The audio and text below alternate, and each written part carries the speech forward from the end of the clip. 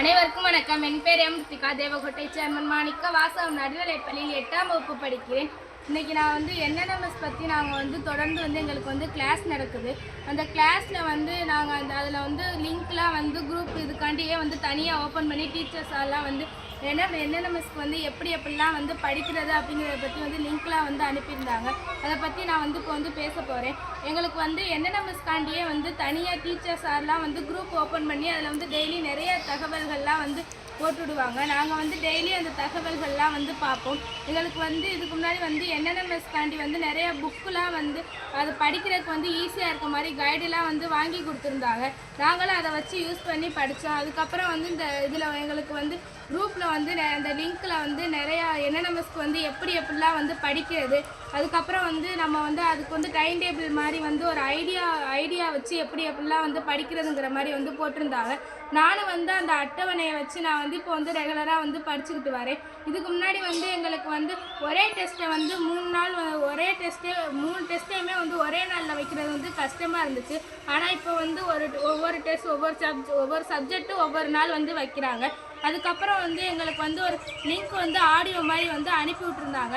அதை ப்ளூடூத்தில் கனெக்ட் பண்ணி நான் கேட்டேன். அதை ஃபஸ்ட்டு சும்மா கேட்கும் போது கொஞ்சம் சவுண்டு கம்மியாக இருக்க மாதிரி இருந்துச்சு. அதை நான் ப்ளூடூத்தில் கனெக்ட் பண்ணி கேட்டேன். அப்போ கேட்கும் போது எனக்கு நல்லா சவுண்டு ஃபுல்லாக வச்சு கேட்கும்போது பக்கத்தில் இருக்க நிறையா சவுண்டு கேட்காதனால அதிலே ஃபுல்லாக கான்சன்ட்ரேஷன் இருக்க மாதிரி இருந்துச்சு. அதில் நான் நிறையா தகவல்கள்லாம் கேட்டுக்கிட்டேன். அதை கேட்குறது மூலமாக எனக்கு நிறையா வார்த்தைகள்லாம் நான் தெரிஞ்சுக்கிட்டேன்.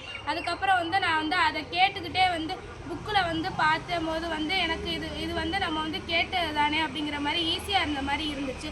அதே மாதிரி நம்ம வீடியோவாக பார்க்கும்போது நமக்கு வீடியோவையும் பார்த்துக்கிட்டு அது புக்கில் உள்ளதும் கரெக்டாக இருக்கா அப்படிங்கிறத பார்க்கும்போது கஷ்டமாக இருக்க மாதிரி இருந்துச்சு.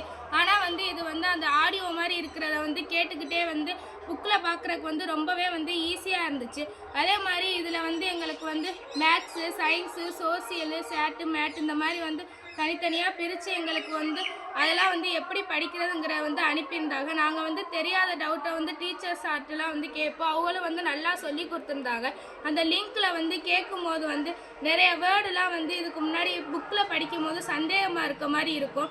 அதை கேட்போம் அப்படின்னு நினைக்கும் போது அதுக்கு கீழே உள்ளது கொஞ்சம் நிறையா இருந்துச்சுன்னா அதெல்லாம் அப்புறம் படிச்சுக்கலாம் அந்த மாதிரிலாம் இருக்கும். ஆனால் அந்த லிங்க்கில் கேட்கும் போது பெருசாக எதுவும் சந்தேகம் இல்லாதனால அதை ஃபுல்லாகவே ஆர்வமாக கேட்குற மாதிரி இருந்துச்சு.